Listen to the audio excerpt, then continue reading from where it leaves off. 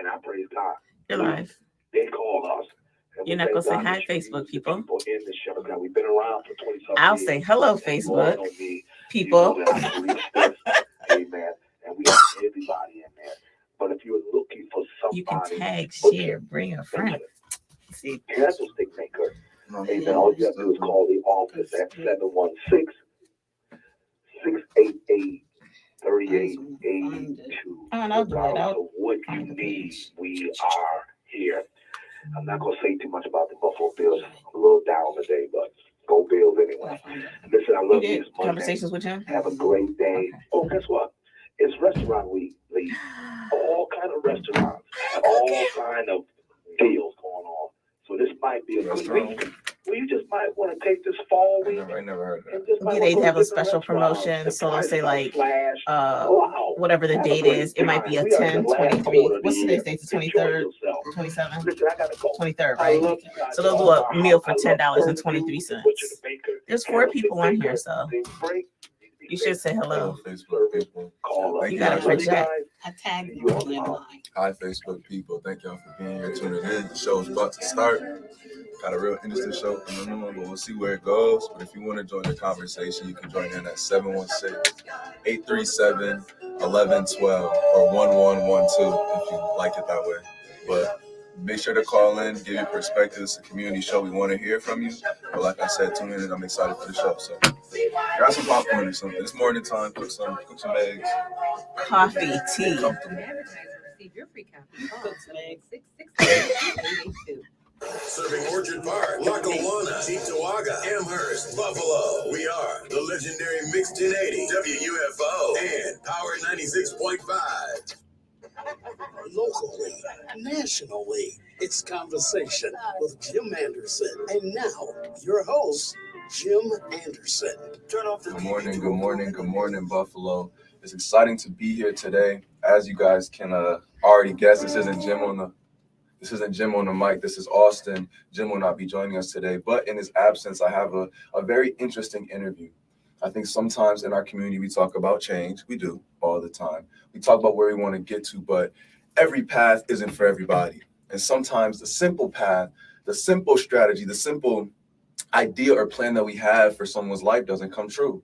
A lot of times when kids go into school, we think high school, college, degree, high school, college, degree, high school, college, degree, but everybody isn't for college. College isn't for everybody. And there's some things that aren't taught in those pearly gates of school that we see. There's some things that you won't learn simply through them 4 years to walk across that stage. And so today I'm joined by somebody who's not only helping kids with an alternative, helping kids with different paths, but not only in just the professional world, but also in the spiritual world. I have an all-around amazing woman with me today. I have a pastor as well. I have a pastor, Shannon Carter, even though she is here today on behest of Northland. So Is it behest? Behest. Oh. Behest like for.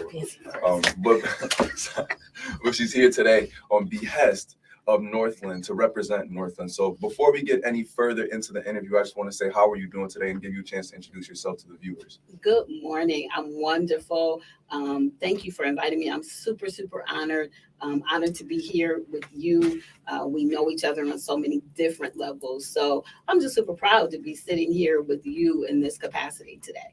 Absolutely. I appreciate it. And for some of the people maybe listening, this is really a 360 moment I was touching on a little earlier. So when I first started my speaking journey, I used to do interviews and I used to film them at my house. And actually, I had Miss Shannon here. I had her at my house doing an interview at my dining room table. So the opportunity to be here at a real station on real mics with real listeners is just, it's a pleasure. And even though my mom at home did the best she could to create the setup that was possible, this platform and this opportunity every week that I come here is a blessing. So I just want to say thank you to the listeners. It's been an honor. It's been a joy. And I hope we can continue to keep it going for the rest of this next hour. But to get into it, just before, again, like we said, before we get into the heavy stuff, people need to know who you are. Who is this person? Talk to us. Why is she qualified? Because you've been doing help for a while. You've been helping people for a while. So can you just touch on, at a 1,000-foot view, your story, some of the highlights of it, and some of the different facets at which we may meet Mrs. Carter? Absolutely. So as you said, I am a pastor. And so that's kind of, I would say, maybe my second love. I'm a mom, a single mom of 2 now full-fledged teenage girls That is absolutely the first calling of my life, the first love of my life. From there, moving into working with my dad in ministry is another big heart for me, another passion for me. But in all honesty, working for Northland Workforce Training Center is one of the most life-changing and transformational experiences I have ever encountered. Those that know me and have known me for some years, even something as small as I've always been known to leave Buffalo and come back, leave Buffalo and come back. And when we lost my mom and my mom transitioned, for a long time, I kept telling people, like, I just need to get my dad settled. If I can either get my dad married or get him settled, and then I'm out of Buffalo. And to finally find I don't even know what to call it, because I can't call working for Northland a job. I don't call it just a career. It is a vocation. It is ministry for me. And to find somewhere that I so passionately love being a part of, to finally say, I'm good, I'm settled, I'm done. This is what makes staying in the snow worth it. This is what makes, like, my family is surprised. They're like, you're not planning to leave Buffalo anymore? No, I'm good, I'm settled. Because it is transformational for me, as well as what we do for our students. I was a non-traditional student. When I started college the first time, after my first semester, I got a letter saying, this is not for you and you wasted your time and ours. We're going to put you on the back burner. Don't come back next semester. I then spent 20 years out of college, right? I don't even look old enough to have been that long, but I spent 20 years out of college and then went back and was able to graduate, finish my degree, and it was just a different mindset. And so in dealing with my students now that are non-traditional students, I understand where a lot of them come from. And one of the things that I love about Northland is we're not about just teaching manufacturing. We teach life skills. We teach our students how to be better people. We come across students and people. I've come across people at Northland who have had life experiences that I've never had to deal with, but they've opened me up to a whole different world.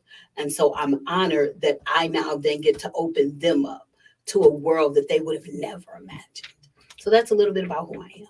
That's a good comprehensive guide, and it gave me some questions I want to ask. I know I had some directions I had preconceived, but one thing I want you to touch on, even though we're talking about different routes, a lot of people I know, my age, a little older, and even a lot older, have desires to change themselves. We want to, where they made decisions when they were younger, the thought of going back to school 20 years later is fearful. Can you talk about that decision and how 20 years later you still had the confidence and the desire, but not only that, but the courage to step into a field that you had stepped away from so long ago? Absolutely. It was, I am grateful that I had support. I had the support of my parents. And to be honest, you know, people talk about hitting that rock bottom. Sometimes rock bottom is the best place to be. Because sometimes once you've hit rock bottom, it gives you the courage you need to climb back up. And so when I went to college the first time, I was that typical 18-year-old. I wasn't doing it for me. I was doing it because, you know, everybody in my dad's family had graduated from college. Everybody on my dad's side of the family and my immediate family had a minimum of a master's degree. So, you know, in my dad's house, it was just known. You just graduated high school and went to college. So when I first went to college, I wasn't doing it for me. I was doing it for my dad. And I got out there, I experienced life, and I started wanting jobs and wanting to apply for jobs that I knew it doesn't even make sense for me to apply because I don't have a degree. But by then I knew what I wanted to be. I knew who I wanted to be. And so I was able to set a different set of goals. And so prior to me going back, I literally hit rock bottom, not so much financially. You know, I still had my parents. I was still living in my parents' home. But to be honest, no offense to my parents, and if my dad sees this, I think he'll understand what I'm saying. But to me, at the age I was, still living in my mom and daddy's house, that was rock bottom for me. You know, and some people were like, well, you have them for support, but I didn't want to be living with my parents. Right. And so I had a different mindset, and I knew this is what I need to do. I had gone in the military and everything else to try to make my life what I wanted, and none of it worked. But once I knew what I wanted to do, who I wanted to be, and I set some goals, I then went, and it was just different. So getting up, writing the papers was different because I had a different goal. Absolutely, that makes sense. I went to Canisius High School in Buffalo, the private school, and I saw a lot of kids, even just in my small class of 100 and some change, go to college following in people's footsteps that they didn't even know, right? My great-grandfather was a dentist, and now we've all been dentists, and why am I going to dentistry school when I just want to make music? And I see millions and millions of dollars being wasted every year out of that fear that if I leave or I detract or I separate from this path, I can never go back to it, because college doesn't have a age requirement, an age limit. We can always go back to school and better ourselves. And the second thing you mentioned, I think that's very relatable to me and some of my youth people that are maybe listening or can relate to this, is that desire for autonomy.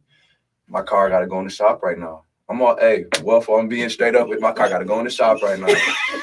And my grandma's saying she won't help me with the bill. My mom won't help me with the bill, it's like, why not take it? Because I want to do it. Yeah. I'm only 19, but I want to do it, right? I know I'm young. I know I still have the support of my family, but when you talk about the man you want to be, I always say, if you really truly believe the man or the woman you were going to be was something great, wouldn't you be excited for that day to come around? Wouldn't you be antsy, be anxious? I can't wait till the day when I can say, Mom, don't even open your wallet in front of me.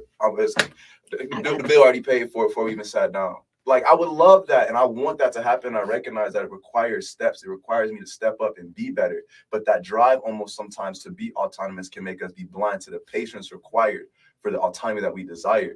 Because I don't want to just move out and then be broke moving out. Come on, I don't want to eat rice every night. Right. I don't really want ramen for Thanksgiving. I'm just saying that I want a little more, but I recognize along this journey that it takes patience, and that patience is difficult, especially when we have preconceived notions as to where we would be in life. But I know it's not just me. It's a lot of youth that probably feel like that. And I know a couple of friends of mine who are very lost. So can you talk about the type of youth that Northland serves, the type of youth that Northland impacts, and why that's such an important population of youth? Absolutely. I think Northland serves such a vast level and diverse group of not even just youth. We have people from all ages.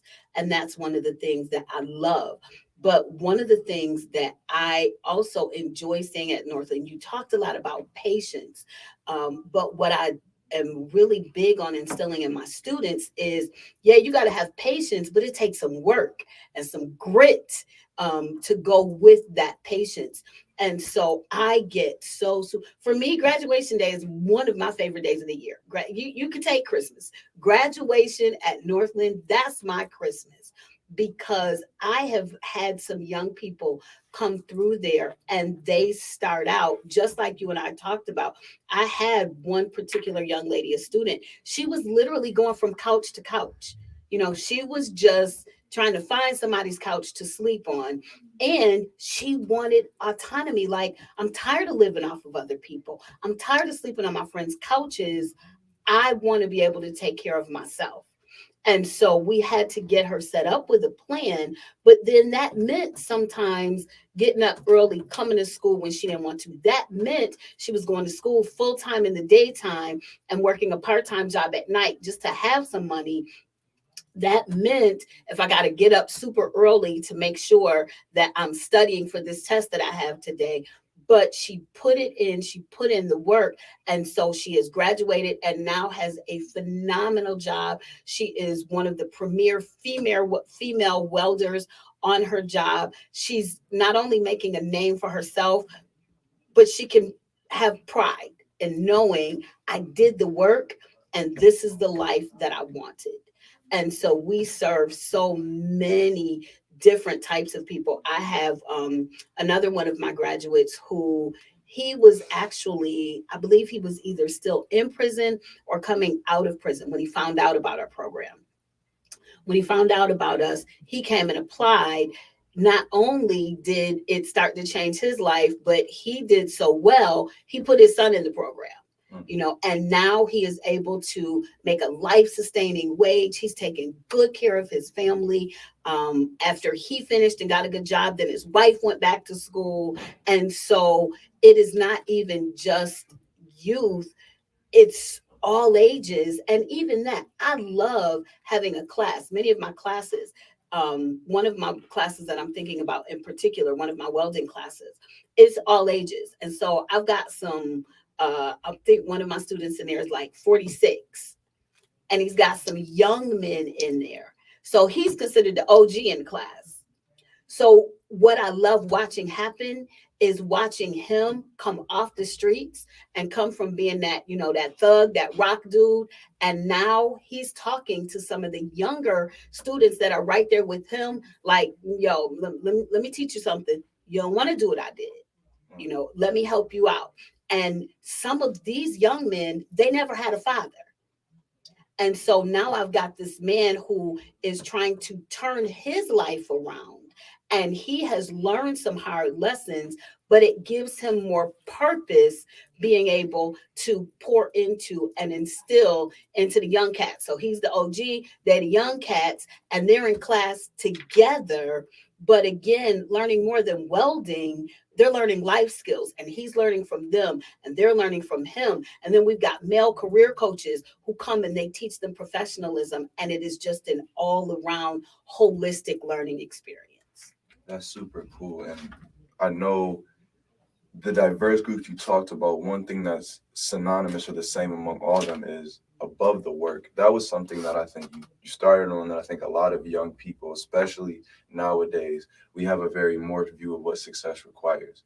Because when I'm looking online and I see the guy with the nice cars, all I'm seeing is the nice cars. I didn't see the years that it took to get there. When I'm seeing the guy with the money or the people that were idle, we don't recognize that most people don't become millionaires until their 40s and 50s. But when you don't have those boundaries, when it's not real, and that's the hard part, social media isn't real. It's what we're showing us. But when it's not real, being above the work, it took me a year to understand that I'm not above the grind like anybody else. And no talents that you can have, talents or the lack of talents can substitute what hard work is.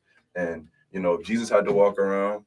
He still had to tell people about the gospel starting from the beginning. I'm not above Jesus. I got to put the work into no matter what the talent or starting point is. And so understand that we're not above the work. But like you talked about, giving people the blueprint for what that work entails is so useful. And one thing I want to talk about, right, we're talking about the blueprint, right? Different walks of life coming to change their life around. But when we think of the high school college pipeline, right, like we were just talking about a little bit ago, how does Northland provide a different but practical replacement or practical different path than college? How does it compete with that? Maybe not compete, but just offer a different value for a different group of kids. So I think one of the words that you use that is so key, and that is practical. And so college, and I can go from my experience. A lot of my college experience was to teach me all around life, but I pretty much take classes that really had nothing to do with my job career field, you know, and you have to take those gen eds, and you know, I want nothing to do with biology. You know, I chose my college because I wasn't going to have to take another statistics class. And so I think a lot of college is built just to give you that overall wide view. Whereas at Northland, the direct learning experience, and I'll tell you in a minute why I say that, but the direct learning experience is really practical and based to your job. So I have a lot of people and they struggle with math. Well, they're going to have to take some math, but it's only the math that is going to be directed to your job. So if you are coming in a welding program, you're going to have to take one semester of math for welders because there's math within the job. But you're not taking all of these extra math classes. You're not taking science. You're not taking even, you don't have to take an English class, but what they've done is they've worked into the program. So as a senior, you have to write an essay. And then your instructor and your career coaches help you with that essay. That comes in and that fits that ELA or English writing requirement.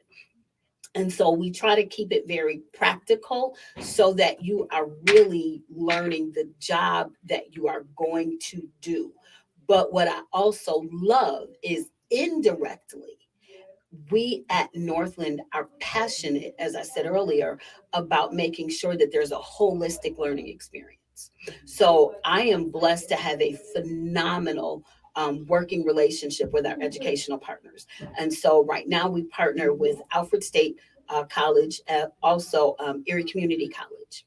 So what I love is our working relationship, because I've even been able to help some of our instructors learn certain things. We talked earlier about diversity.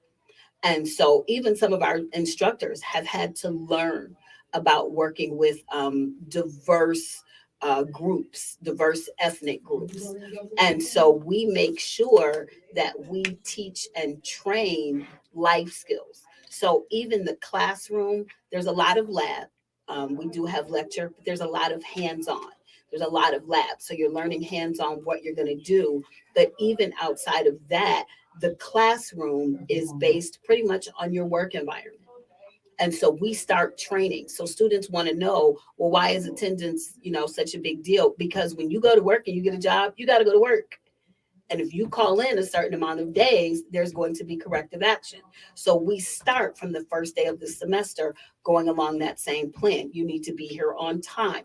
This is what you need to wear. Because then by the time they get out in the workforce, they've already had that practical information embedded within them. And we've started that practical training from day one.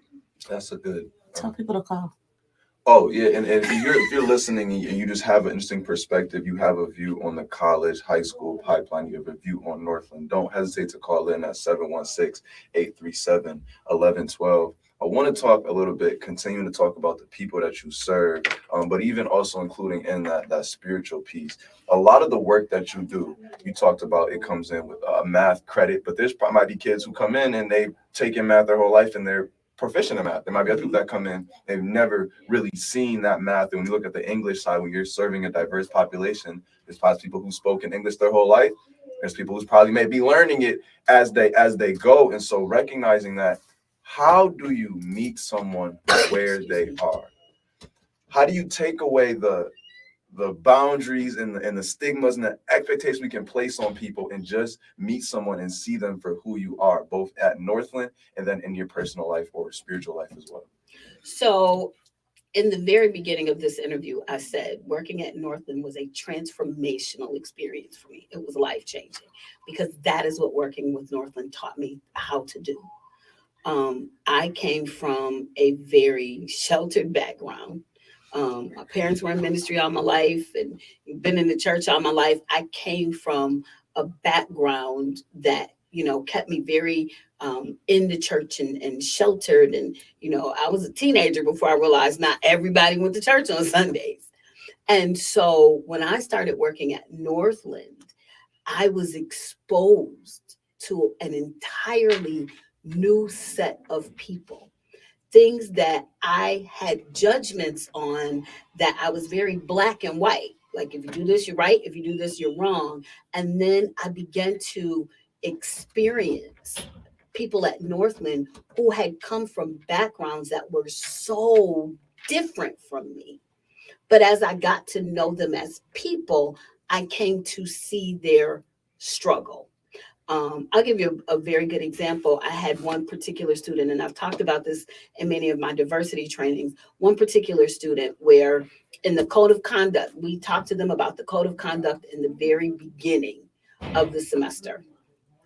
And so I got called in, and there was one particular student, and some other students had reported her because there was a particular word that she just kept using. And as I talk, you'll be able to read in between the lines and know the word. She just kept using this word, and she would just talk and it was being thrown out.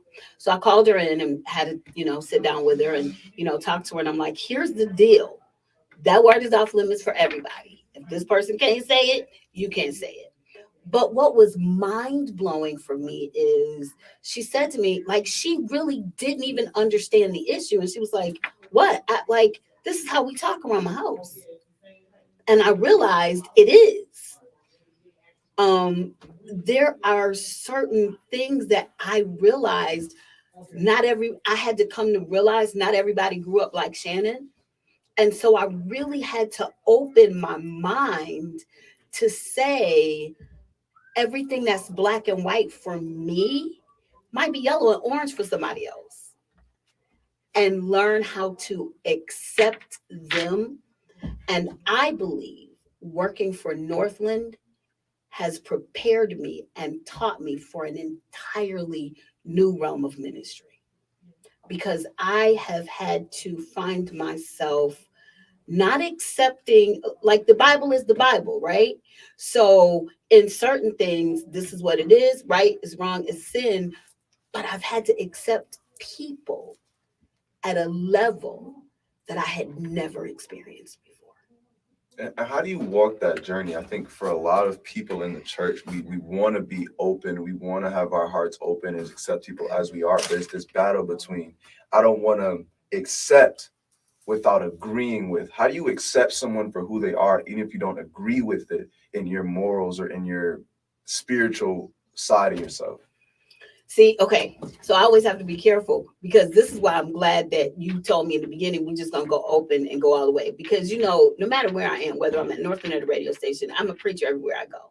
So when Jesus said, with loving kindness have I drawn thee, he meant that. But I think a lot of us don't understand the level of how to live in that. And so I have now learned how to understand, I just got to love people. It's up to him to do the drawing. It's up to me to live the life. And what I appreciate about my ministry at Northland, and I can say it exactly like that because that's what it is for me. What I appreciate about my ministry at Northland is it gives me the chance. I tell people all the time, I preach every day. I don't open a Bible. I very seldom, I've quoted the scripture here and there, when I feel that it's open. I don't go in talking Jesus. I don't go in beating Jesus. I just walk in living Jesus. I live as he's called me to live. But what I have found is the love that I have for the people that I serve is what prepares for him to do the work. It's not up to me to do the work to change them.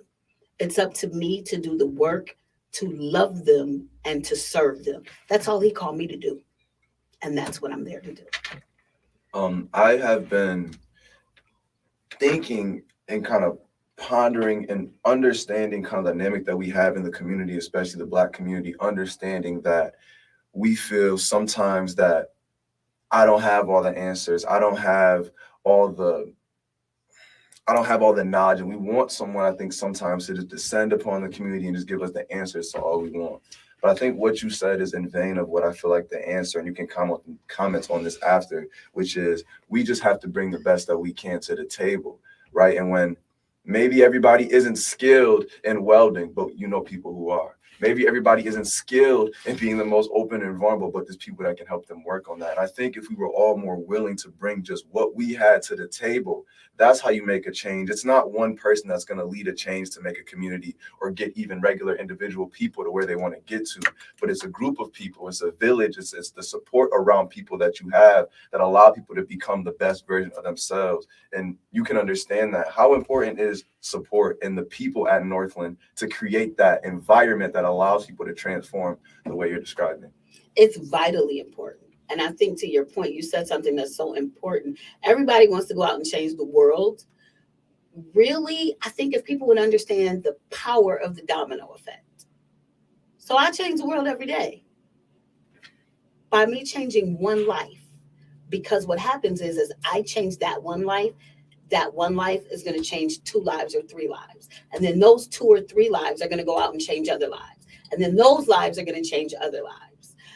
What I love, I think another thing that I love about working with Northland is everything that I'm saying to you right now, and maybe not so much on the spiritual level, But in as far as the passion for what I do, that's the culture of Northland. And so you could sit and talk to any other dedicated employee at Northland, and they would say to you the same thing that I'm saying. And so the support, when you talk about the support, that is what Northland is about. We support each other. While being at Northland, I have gone through some things myself. And one of the things that I love about my Northland family is when I was going through my rough time, the same level of compassion and care and support that they gave to the students, they gave to me.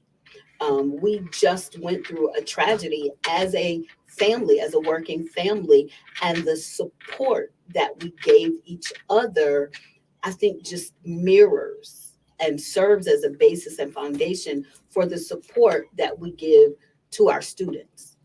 And so the Northland culture is about changing the world one life at a time.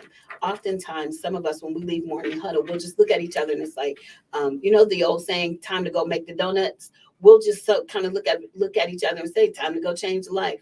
Let's go change a life today. All right, I don't mean to cut you short. I definitely appreciate that side. We have a quick commercial break and we'll be right back. But listeners, if you are listening and want to join the conversation, 716-837-1112, you can join in and call in. We'll be back shortly. Thank you. If you could turn that down just a little bit, because you can still talk on the line. You want top brands and quality products. If you'll turn that down a little bit. Right now, get the Klein 3-piece Modbox mobile workstation for $319.94. I should have thought about it and told you ahead of time. Oh, that's funny. Y'all are still live. I know. I'm trying to. Oh, you mean I'm trying to think of. I don't know enough about Northland to go Why don't you ask some of the programs that are there? any deeper. Yeah. I know you talked about welding, and I know there's other programs. I put a link to the other programs online.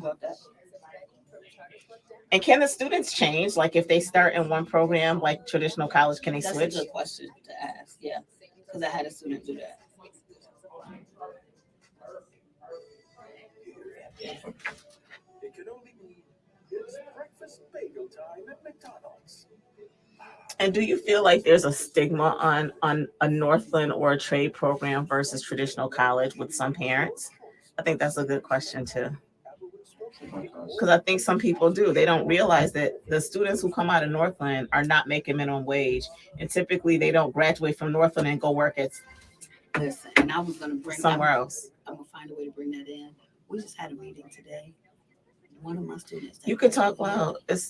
One of my students that graduated 2 years after I started, he's 26. He's making $120,000 a year.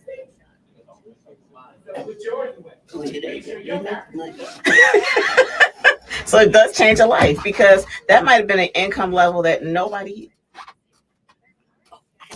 I'll tell the Carolyn sneaker story. Hello, Buffalo. We are right back. Again, if you want to join the conversation, you can call in at 716-837-1112. Now, when we left off, we were talking about changing lives. And before we get into kind of some more of the understanding Northland elements, I do have one more question I want you to kind of touch on. In my speaking, I always talk about how we want to use our ability to communicate to position ourselves for the best we want in our professional, personal, and in ourself. Right. And so in that professional, there's a lot of aspects of the professional world, right? There's the money of it, there's the admiration, there's the status, but there's also a fourth piece, which I always talk about, which is the passion piece. And you talked on the beginning, you said how, you could take Christmas, being at Northland means that much to you. Can you talk a little bit about how having passion for a job pays in the same way that a paycheck pays, but it pays in a different way? Because without passion, we don't get into a lot of jobs just for the money. I truly believe that. We can tell ourselves all we want, but when we're in service industries or when we're in space where we're helping people, it's not just about the money. You don't go into a nonprofit for the money. You go to a nonprofit because it means something to you. So can you talk about that passion piece? And like I said, how passion can almost serve as a paycheck in a way. Absolutely. We were just talking and we were laughing actually this morning because we have some students. I have one particular student. He graduated from our electrical program. He is now making $120,000 a year. He is maybe early 20s. I want to think he's like 24 years old. And so we always kind of look at each other, and sometimes some of us will look and laugh like, I'm in the wrong job. Because you came here for 2 years and I helped you get a job making $120,000 a year. But to your point, I would not trade this for the world. And I have had other job offers.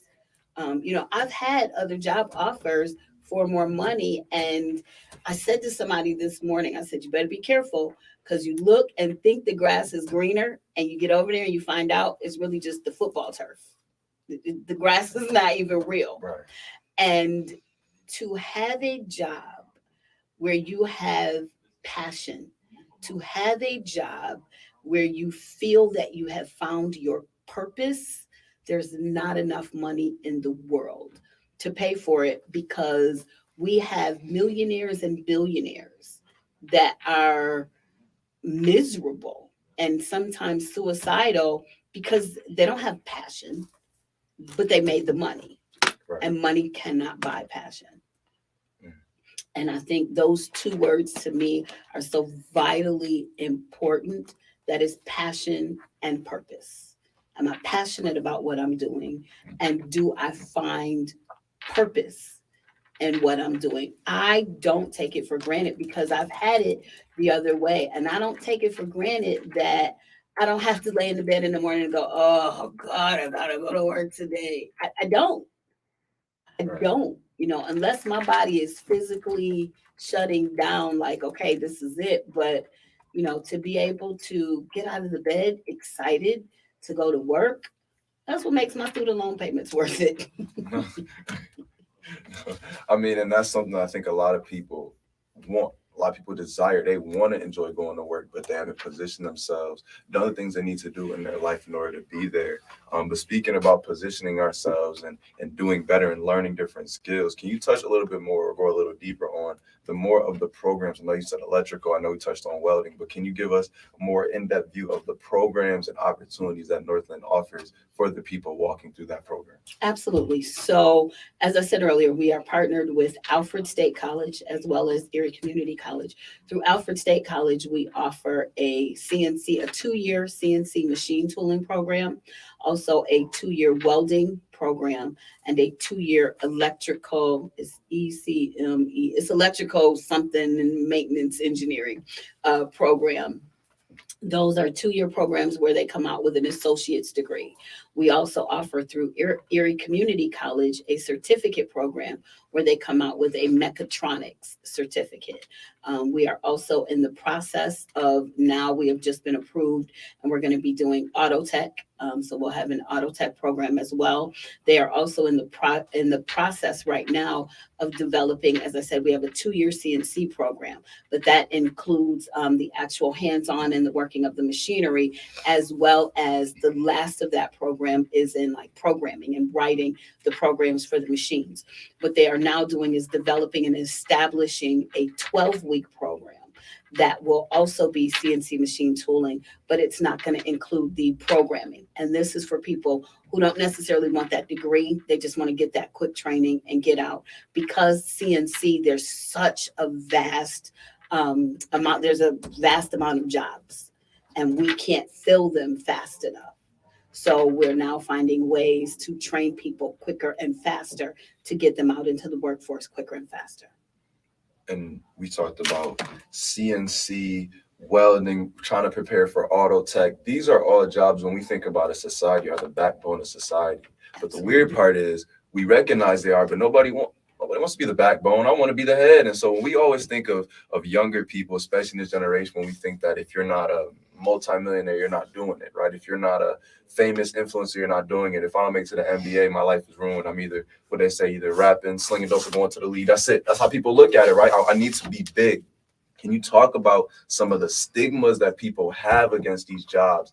Because I genuinely believe that's why they're not getting filled. I think there's people that want to work, there's young people that want to work, but we're just very selective of what opportunities we position ourselves for, because in our eyes, it's like, I can shoot for this little stuff, or I can just keep shooting for the big and wait till I hit it. So can you talk about some of the stigmas? I know you mentioned 120,000. That's nothing to scoff at, but just in general, why or how do we separate the idea of the grind, or this is not what I want, or this won't make me successful quick enough, from these important jobs that we need in order to be successful as a society? I think that's a fantastic question, because I think, to your point, much of what we as society have deemed as success, I think, is just convoluted. And so there are a lot of people who success to them is being able to successfully and financially take care of their families. And I think when we really grasp, one of the reasons that Northland has now developed, got such a diverse student base, is because what we're seeing now is there are a lot of people who currently work in the trades, or who came from families that worked in the trades, that are now finding out about Northland, that are saying to their kids, oh, you need to take advantage of this. Whereas we also have young people who we are trying to get to come and take advantage of these programs. But I think because they've not really been exposed to the success that they could have working in those trades, it's hard for them to really see and grasp and understand. And so that's one of the things that we're trying to do. Our outreach department does a fantastic job, going out into the churches, going out into the schools, going out into the community. I tell people I'm an unofficial part of the outreach team because that's not my job, but everywhere I go, I feel like I'm doing outreach for Northland just as much as I am for Jesus. Right. Because I'm always talking about Northland and what we have, because, to be honest, I want to see the people in my community take on a different mindset of success and what success is. And yes, you can have a success with a welding gun in your hand, but knowing that you're taking care of your children.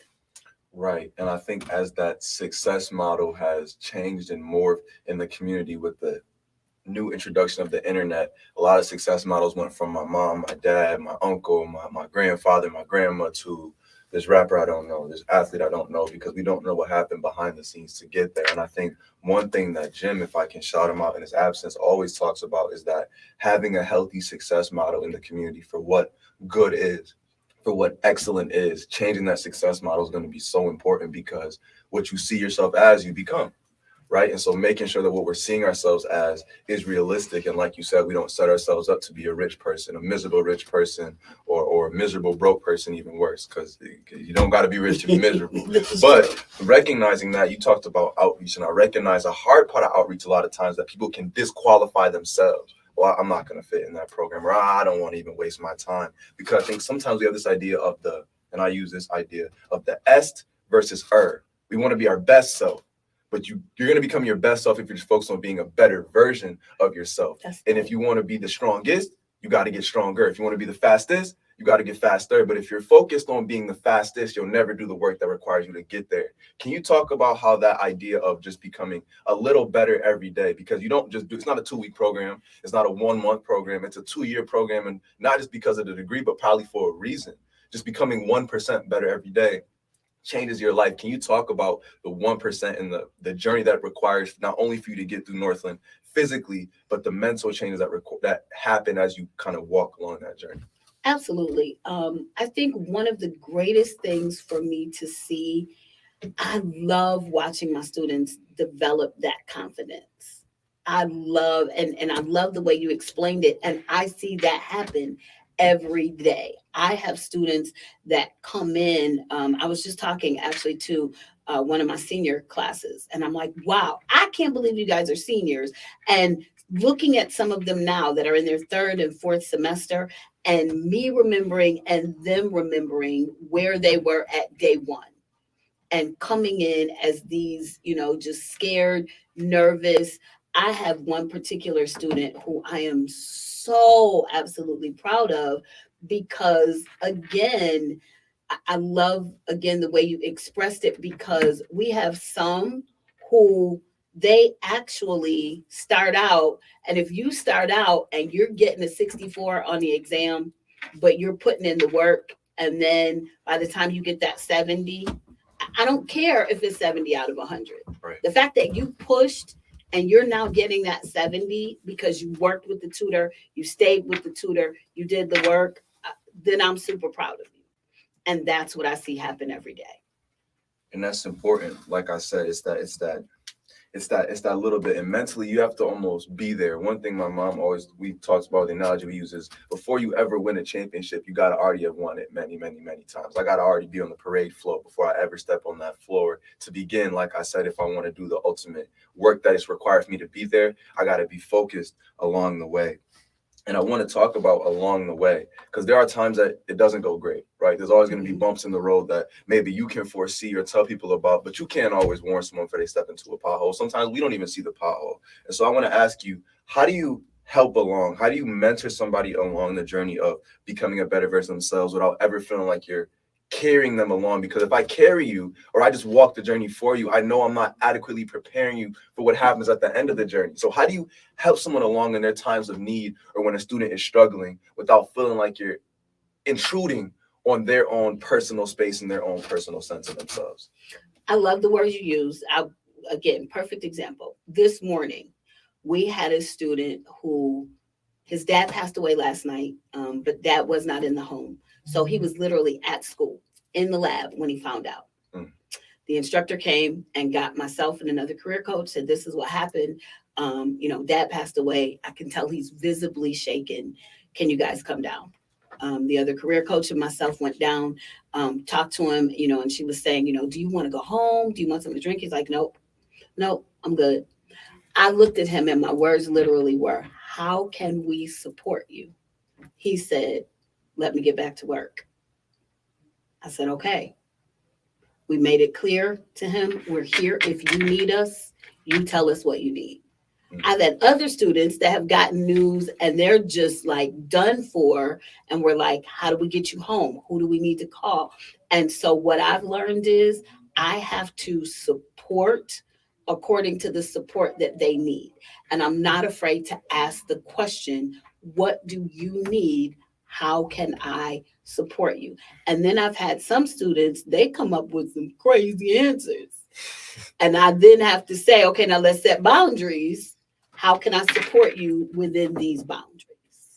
All right, yeah, I think you probably support me with $100,000. I have students coming in and day one, because we do, we offer financial assistance in certain things. And so I have some students, it's very clear when they come in, they're not really coming for education. They're coming in and they're like, well, I need money for this. And can you buy me that? And can you get me that?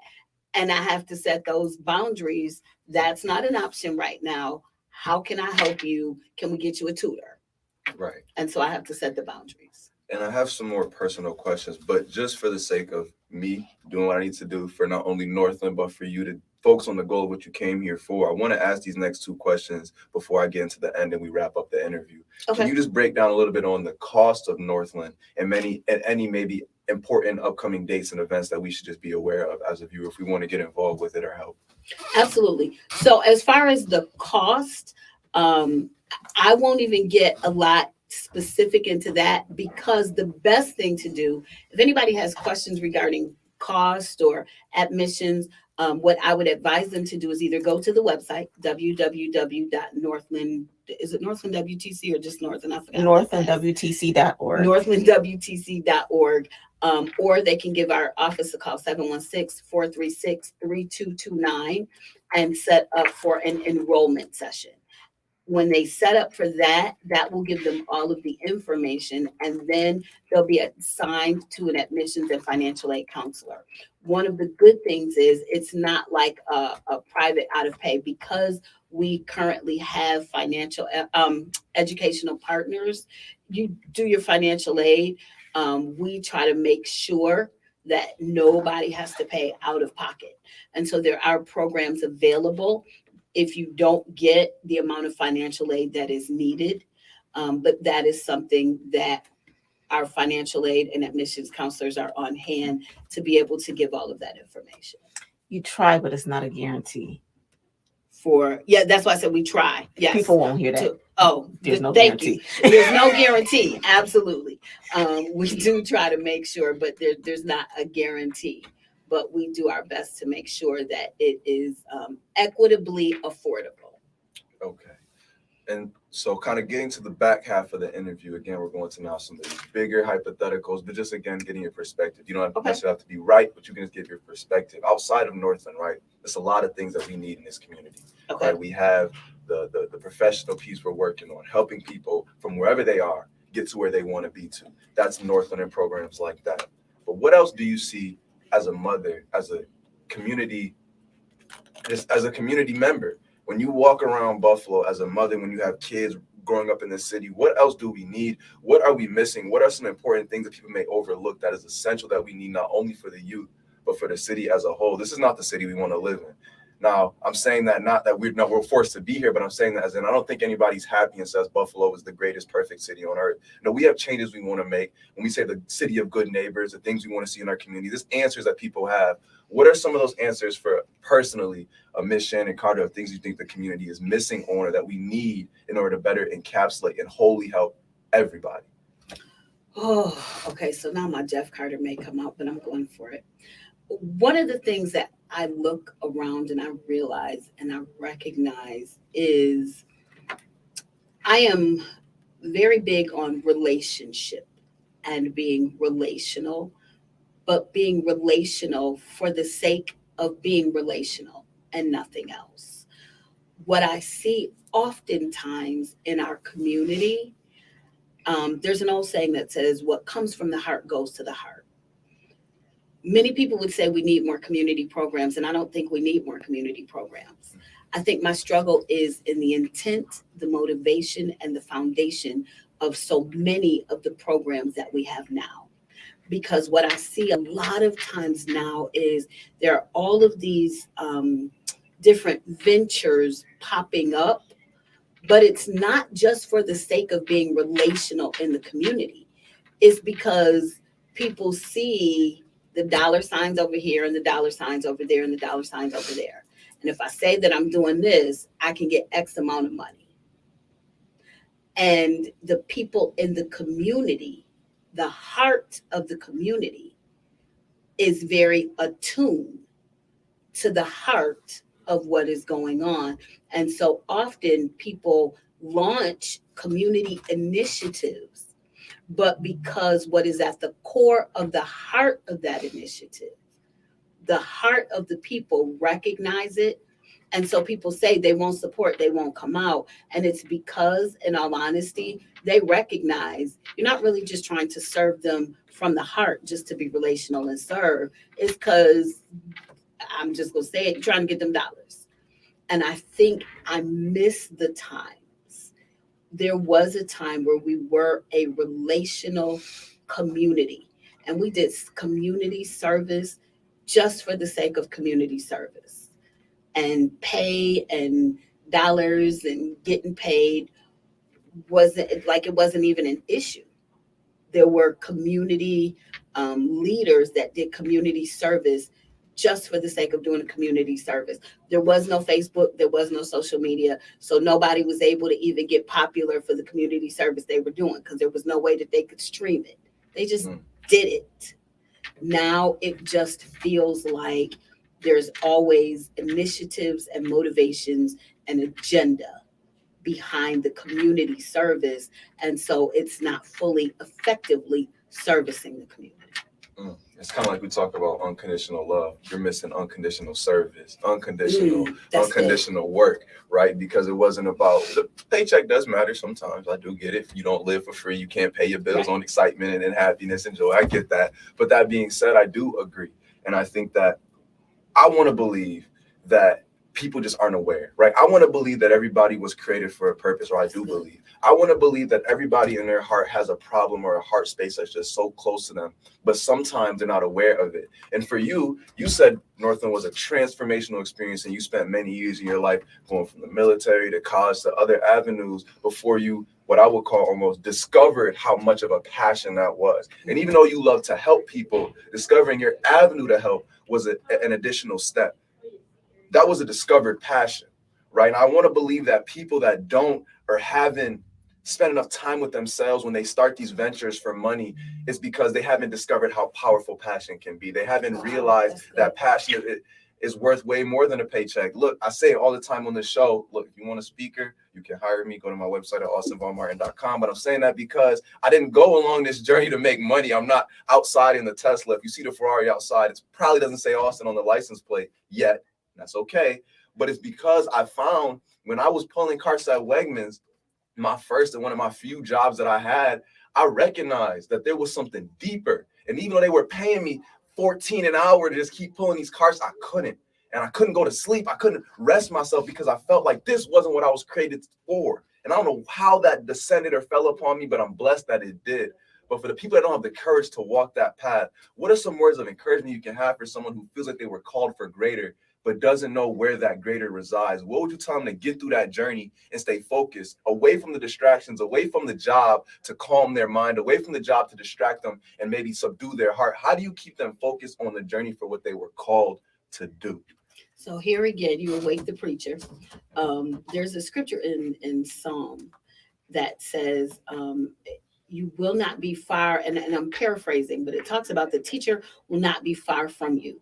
But it also says, and you will hear the voice behind you saying, this is the way, walk therein. And I think to your point of people spending time with themselves, but also spending time with God. And you may have listeners that, are not Christian and they're not of the Christian persuasion. Whatever it is that you ascribe to, you've got to find that spiritual side of yourself, because when you find that and become so in tune, you then find where you don't have to look, it will find you. As you seek that spiritual side, everything else just starts to fall in line. I didn't look for my job at Northland. It came looking for me. And I think as you find that spiritual side and really spend time with yourself and your spiritual inner being, things will just fall in line and you'll find it. Definitely. And I think that what I kind of touched on earlier and what you just kind of spoke on, we talk about a purpose. I think people can almost overcomplicate their purpose. Whether you were at Northland, in the church, or just walking around, you were created to help.